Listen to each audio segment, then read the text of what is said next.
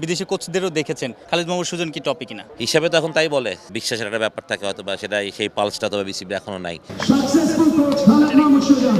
Dhaka premier লিগের ইতিহাস যদি বলি বা সর্বকালের সেরা যদি কোচ বলি ঘরোয়া ক্রিকেটে, খালিদ মাহমুদ সুজন কি টপে কিনা?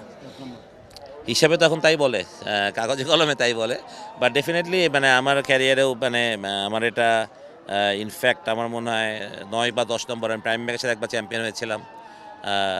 আর বাকি তো আমি আবুনের জন্য কাজ করেছি 8বার। আমি ফার্স্ট ডিভিশনে একবার আনবিটেন চ্যাম্পিয়ন হয়েছিলাম শেখ জামাল দলকে নিয়ে, শেখ জামাল প্রথম প্রিমিয়ার লিগে উঠলো ফার্স্ট ডিভিশনে।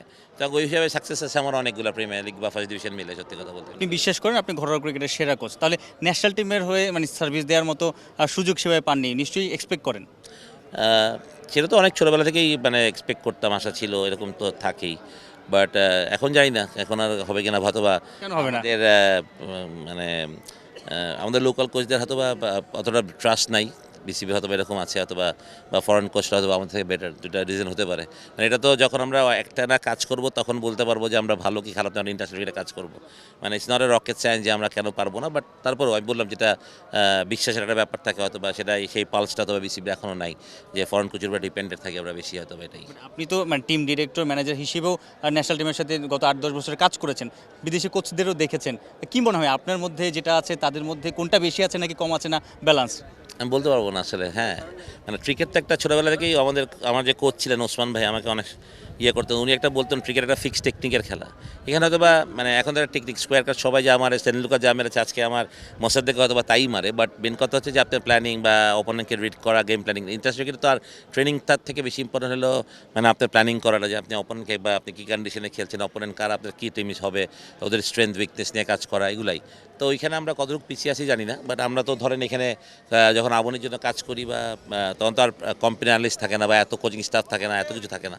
ওর মধ্যে আমাদেরকে স্বল্প সীমিত ইয়ের মধ্যেই করতে হয়। 16 ম্যাচে আনবিটেন, মানে Abahani unbeaten, head coach Khalid Mahmud সুজনের কাছে কি এক্সপেক্টেড রেজাল্ট নাকি আপনি নিজে অবাক হয়েছেন? না, এক্সপেক্টেড। আমি টু বি ভেরি অনেস্ট, কারণ আমি লিগের শুরুতেই বলেছিলাম যে এই দল নিয়ে হারলে আমি কষ্ট পাবো।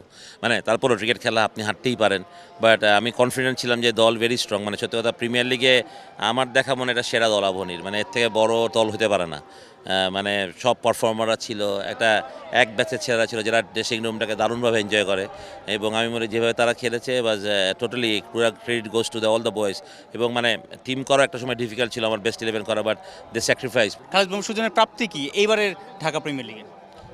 আনবিটেন চ্যাম্পিয়ন ডেফিনেটলি, এটা তো বড়। এবং আমি সত্যি কথা মানে আমার প্ল্যানিং যেরকম ছিল বা আমি যেভাবে দলটা করেছিলাম, এই প্ল্যান নিয়ে, যে আমি জানতাম যে national team player on and of খেলবে, কোনো সময় আমরা পাবো না কচি প্লেয়ারকে, বাট ওইভাবেই দলটা আসলে এত স্টার নেওয়ার পিছিয়ে একটাই কারণ ছিল, এত প্লেয়ার ছিল যে যাতে দলের কোনো সময় স্ট্রেংথটা না কমে। তারপরেও শেষে 2টা ম্যাচ আমি অনেক স্ট্রেংথ কম নিয়ে খেলেছি, বা থ্যাঙ্কস যে আলহামদুলিল্লাহ যে প্রত্যেকটা ছেলে বাস টেরিফিক।